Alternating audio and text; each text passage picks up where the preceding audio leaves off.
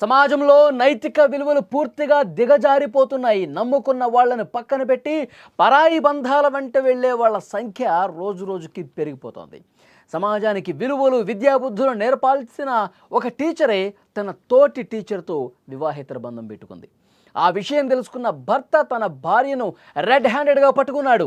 మెడలో చెప్పుల దండ వేసి ప్రియుణ్ణి బట్టలు లేకుండా నడి రోడ్డుపై ఊరేగించాడు. మీరు స్క్రీన్ మీద దృశ్యాలు కూడా చూస్తూ ఉన్నారు. పూరీ జిల్లాలో ఇది జరిగింది. ఒడిశాలోని పూరీ జిల్లాకు చెందిన ఒక కాలేజీ లెక్చరర్గా పనిచేస్తున్నటువంటి వ్యక్తి తన భార్యపై అనుమానంతో ఈ దారుణానికి పాల్పడ్డట్టుగా తెలుస్తోంది. అతని భార్య కూడా ఒక పాఠశాలలో టీచర్గా పనిచేస్తోంది. కొంతకాలంగా వీళ్ళ మధ్య మనస్పర్ధలు వచ్చాయి. విడివిడిగా ఉంటున్నారు. భార్య వేరొక అద్దె ఇంట్లో ఉంటోంది. ఈ క్రమంలో తన భార్యకు మరొక వ్యక్తితో ఇల్లీగల్ అఫైర్ ఉందని అతడు అనుమానపడ్డాడు. రాత్రి ఆమె ఇంటికి వెళ్ళాడు. అతనితో పాటుగా ఇంకొక 4-5 వెంట తీసుకుని వెళ్ళాడు. ఒక్కసారిగా షాక్ అయిపోయినటువంటి పరిస్థితి ఉంది. ఒక్కసారి ఆ గదిలోకి వెళ్ళి చూస్తే రాత్రి 8 గంటల సమయంలో భర్త తన అనుచరులతో ఆ ఇంట్లోకి వెళ్ళి చూస్తే అక్కడ తన భార్యతో పాటు ఇంకొక వ్యక్తి కనిపించాడు. ఆ వ్యక్తి కూడా ఒక టీచరే. వాళ్ళిద్దరిని చూసిన భర్త ఆగ్రహంతో ఊగిపోయాడు. పక్కన ఉన్న వారితో కలిసి ఇద్దరిని బలవంతంగా బయటికి లాక్కొచ్చాడు. పిడిగుద్దులు కురిపించాడు. ఒక్కసారిగా దాడి చేశాడు. కట్టుకున్న భార్య అని కూడా చూడకుండా ఆమె మెడలో చెప్పుల దండ వేసి జుట్టు పట్టుకుని వీధుల్లోకి ఈడ్చి లాగి తన్నాడు. ఈ క్రమంలో ఆ మహిళ ఏడుస్తూ వేడుకుంటూ భర్త ఇంకా కనికరించలా. ఆమె ఏడుస్తున్నా సరే, రోధిస్తున్నా సరే కనికరం చూపించలేదు. రోడ్డు మీద కొడతా ఉన్నాడు. ఈడ్చుకుంటూ జుట్టు పట్టుకొని లాక్కొచ్చాడు వీధుల్లోకి. ఆ తర్వాత ఆమె స్నేహితుడి బట్టలు కూడా విప్పించి ఎవరైతే తన భార్యతో పాటు ఉన్నాడో అతడి బట్టలు కూడా పూర్తిగా విప్పేసి నగ్నంగా చేసి అవమానకరంగా ప్రవర్తించిన పరిస్థితి. రోడ్ల మీద ఇదే విధంగా నడిపించాడు. ఇంత జరుగుతుంటే అక్కడ చుట్టూ ఉన్న జనం ఈ దృశ్యాన్ని చూస్తూ నిలబడిపోయారు. ఎవరు ఆపే ప్రయత్నం కూడా చేయలేదు. కొందరు ఈ దారుణాన్ని తమ ఫోన్లలో వీడియోలు తీసి సోషల్ మీడియాలో పోస్ట్ చేయడంతో ఈ ఘటన వెలుగులోకి వచ్చింది. అక్కడ ఉన్నవాళ్ళు ఫోన్లలో వీడియోలు తీసి దీన్ని వైరల్ చేస్తే అది ఇప్పుడు మనం చూస్తున్నాం.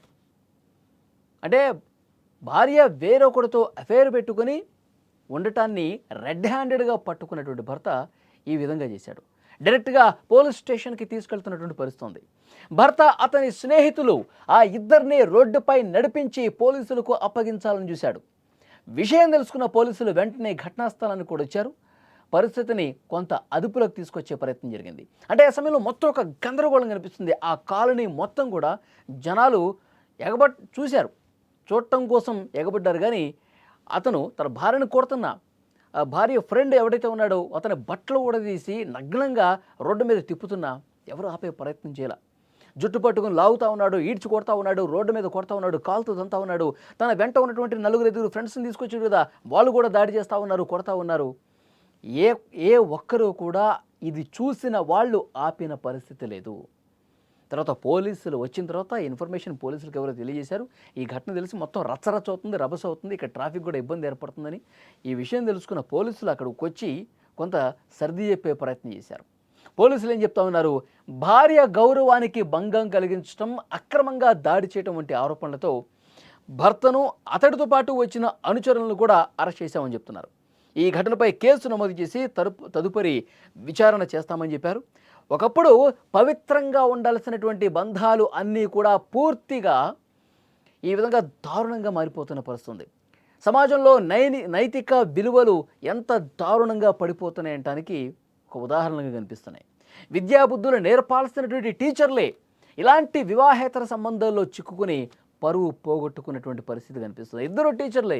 ఇక్కడ భర్త విచక్షణారహితంగా దాడి చేశాడు కదా, దాడి చేశాడు, భార్యను దాడి చేశాడు, భార్య ఫ్రెండ్ని దాడి చేశాడు, ఇష్టం వచ్చినట్టు కొట్టాడు. ఇతను కూడా టీచరే. తర్వాత భార్య టీచరే, ఈ భార్యతో ఉన్నటువంటి ఫ్రెండ్ కూడా అతను కూడా ఒక టీచరే.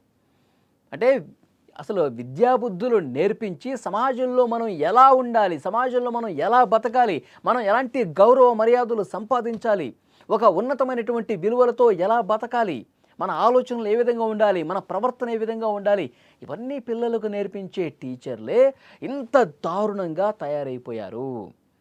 భర్తతో మనస్పర్ధలు ఉంటే ఆ మనస్పర్ధలని పరిష్కరించుకోవాలి.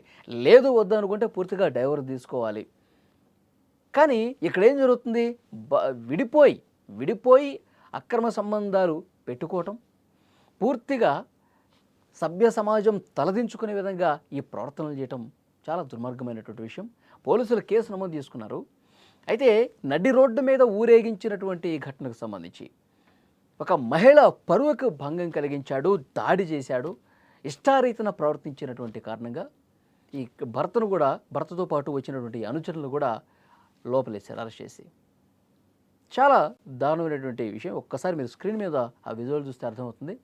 మొత్తం ఇక్కడ చుట్టుపక్కల ఉన్న వాళ్ళు చూడండి, ఎందుకయ్యా ఆమెను అట్లా కొడుతున్నావు, నీకు ఏదైనా ఇబ్బంది ఉంటే పోలీసులకు అప్పగించు, లేదు స్టేషన్కి తీసుకెళ్ళు అనాలి.